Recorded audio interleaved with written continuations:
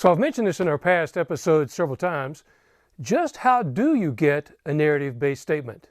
Stand by and find out in tip number 40 on Interview and Interrogation 101 Tips.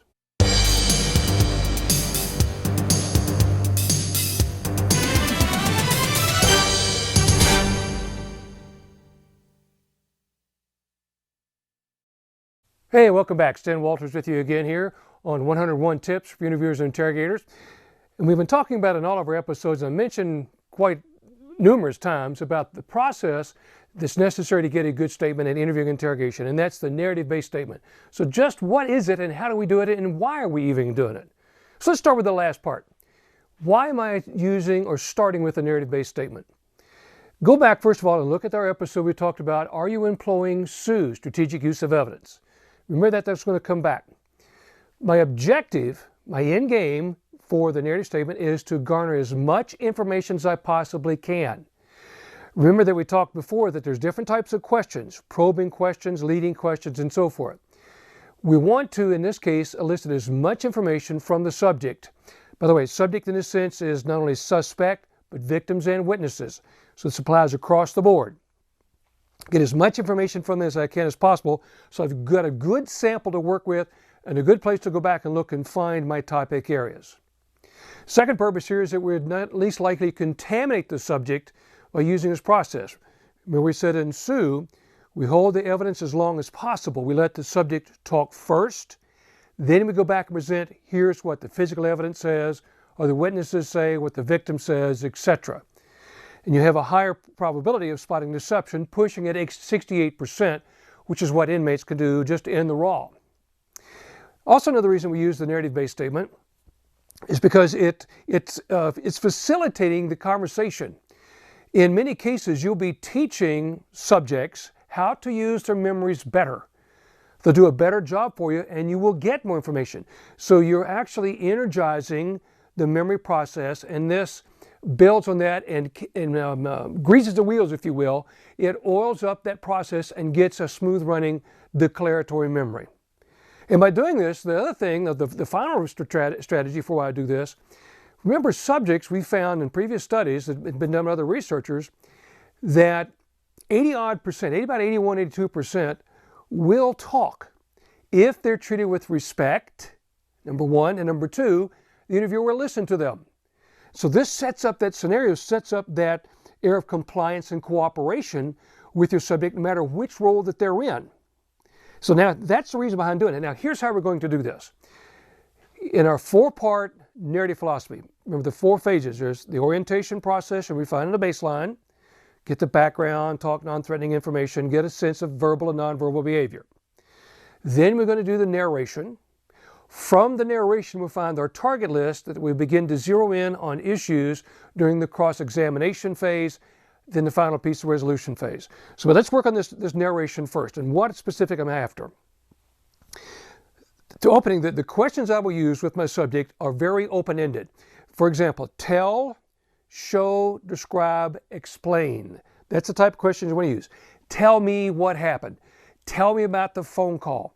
Describe what happened when you were going through the closing procedure the other night. Show me what happened. Walk me through the crime scene. Walk me through the room. Walk me through the house. Walk me through the fire scene. Walk me around the vehicle. And show me step by step each point what happened along the way. You facilitate this by the subject, you're letting them talk. Do not interrupt them. Rule number one, don't interrupt them. Even if you know for whatever reason, from evidence or forensics or other interviews, if you suspect they're being deceptive, don't interrupt yet. Wait for that. You will keep track of that. Remember, I'm not looking so much for where the subject's lying.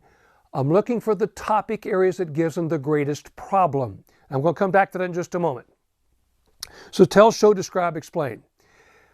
Try to get them. Oh, by the way, this will work obviously with an audio statement, face-to-face video, but it will also work for those who use criteria-based content analysis, like the work with Wes Clark and his group and statement analysis. You're building a baseline. It will work on a written statement also. So look at those principles and it applies the same way.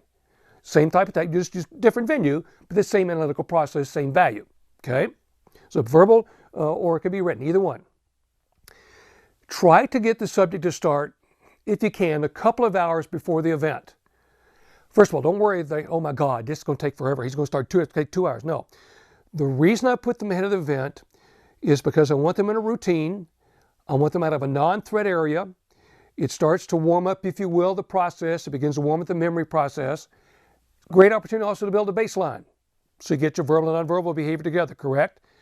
So as a person transitions into the critical events, then they'll be energized when you see problem spots. So later, when you move to cross-examination, those are the places that you will target. Those topic areas, you begin to tighten your Google search and you zero in on that particular issue or those issues. We'll talk more about that in some future episodes that I got planned. I think you're going to like some of the stuff that I'm going to share with you in those future episodes.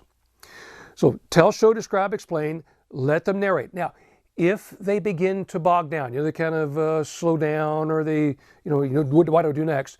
You can encourage them by saying, go on, then what, or what happened next, until they get on through the event and finish up. It's okay for a moment if you need a clarification. He says, well, Bob, okay, Bob's last name was, okay, Bob did what? Now go ahead. It's all right to do that. Try not to interrupt with any questions that distracts them away from the issue till they go all through the declaratory process. What about the subject who doesn't want to cooperate? It's going to happen, right? Okay. Here's a tactic. This approach that I've used has been very effective. Do what I call a negative interview. Okay, ask them, for example, have you ever seen this girl before? And tell them. Now, so all I want you to do is say yes or no, nothing else. Don't answer just yes or no, let's get this done, get it out of the way. Have you seen her before? Have you borrowed so-and-so's car? Have you ever been to such and First United controlled Emirates Bank or whatever? Okay. Do you remember this blanket? Who do you work for? And you always get yes or no responses. Embedded in these, you already know the answers to the majority of them. You already know. So I'm doing is setting the subject up. Will they be deceptive at those points? Then we'll come back. And when we go to the cross-examination, for example, here's how you would use it. Excuse me. You said that your mother's never seen this girl before. I have a statement from your mom that said you brought this girl to your mom's house and she fixed your dinner. So I'm curious, is your mom making this up? Why would she say that? Now look what's happened to the subject's stability, credibility in the statement, and the cognitive load. You just now raised the cognitive load, increased the difficulty to maintain deception. With my victims and witnesses, when you begin to do this, their statements get very, very clear. A lot of detail become very precise. Now, the symptoms I'm watching and listening for during this process.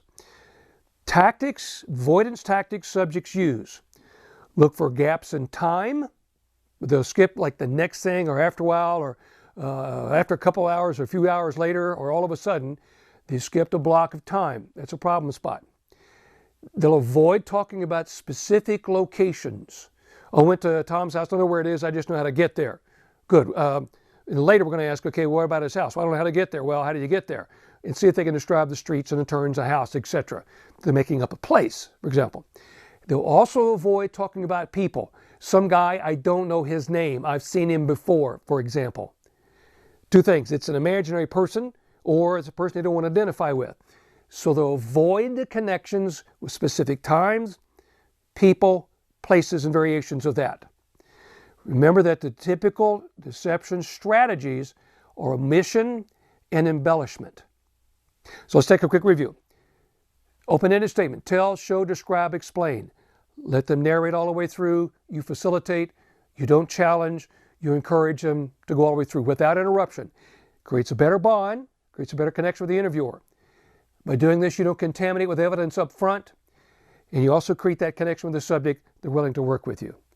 So practices, take a look. By the way, if you look up a couple of cases, I know for a fact this is how they were able to get Susan Smith in the death of her two sons, because she told a big story and miscalculated some of the spots where she was lying. She didn't realize that she had misidentified things in the evidence, and that's how they knew there was a problem in her case.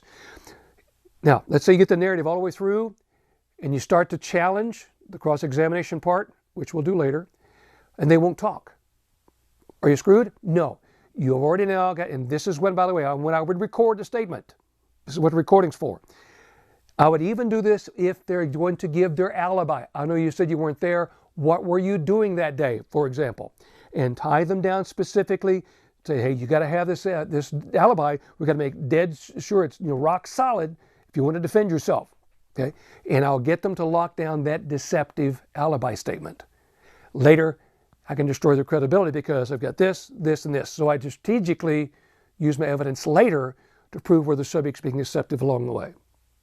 So just wanted you to see how the narrative process I've talked about. Everybody worries about, oh my God, what do I say during an interview? If you're worried about what you're saying, that's your problem. You do too much saying and not listening. Narrative interviews are non-guilt assumptive, non-confrontational, information gathering oriented type of interviews.